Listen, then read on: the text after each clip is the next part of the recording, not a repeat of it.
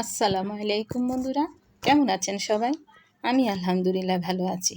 আজকে আমি রান্না করছি বেগুন আর আলু দিয়ে ইলিশ মাছ। ইলিশ মাছগুলোকে আমি হালকা করে ভেজে নেব। হালকা করে ভেজে তুলে তারপর এখানে পরিমাণ মতো পেঁয়াজ কুচি দিয়ে দিব। পেঁয়াজ কুচিটা একটু ভাজা হয়ে আসলে এখানে আমি মশলা দিয়ে দিব।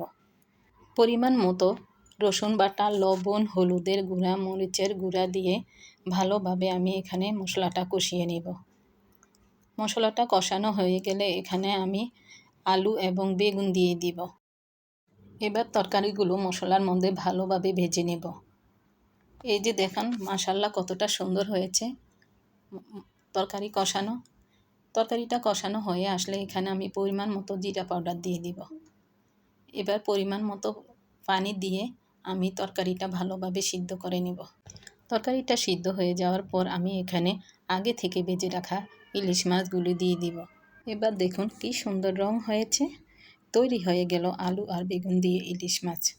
ইলিশ মানেই চাঁদপুর, আর চাঁদপুরের ইলিশ মানে আসল স্বাদ। আমার ভিডিওগুলো আপনাদের কাছে কেমন লাগে বন্ধুরা? ভালো লাগলে লাইক, শেয়ার, কমেন্ট করুন। নতুন নতুন ভিডিও পেতে আমার পেজটিকে ফলো দিয়ে রাখুন। ধন্যবাদ।